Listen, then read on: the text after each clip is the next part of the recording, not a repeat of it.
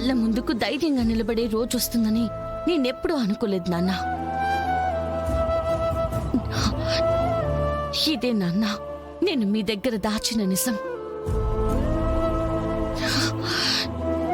ఈ నిజమే నన్నిన్ని రోజులు చంపేస్తుంది.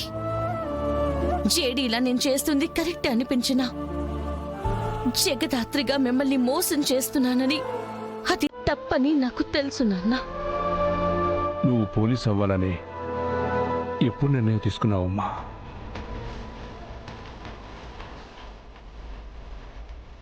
ఎంతగానో సిన్సియర్ అని మా అందరినీ నమ్మించి గ్యాంగ్స్టర్స్తో చేతులు కలిపింది ఎస్ఐ కావ్య.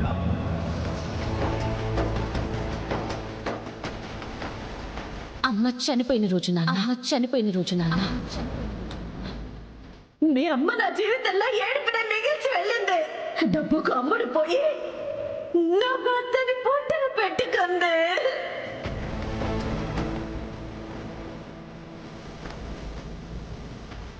అమ్మ చావు నింద మొయ్యడం మొదలుపెట్టిన రోజే నేను నిర్ణయించుకున్నానన్నా, ఆ నిందని చెరిపేసి చరిత్రలోనే గుర్తుండిపోయే ఆఫీసర్గా అమ్మని నిలబెట్టాలని. నాకు ధాత్రి తెలిసిన రోజే జేడీ కూడా తెలుసు అంకల్.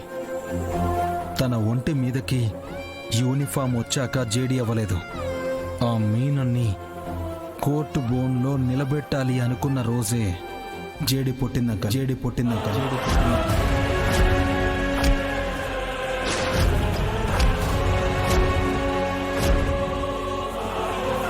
అమ్మ కోసం ఇంత పెద్ద యుద్ధాన్ని ఒక్కదానివే చేస్తున్నావమ్మా? నీకేమన్నా అయితే? అమ్మ నా పక్కనుండగా నాకేమవుతుందన్నా? నేను క్రిమినల్ని పట్టుకున్న ప్రతిసారి, న్యాయాన్ని కాపాడిన ప్రతిసారి అమ్మ నా పక్కనే ఉండి నన్ను చూసి గర్వపడుతుందనిపిస్తుంది.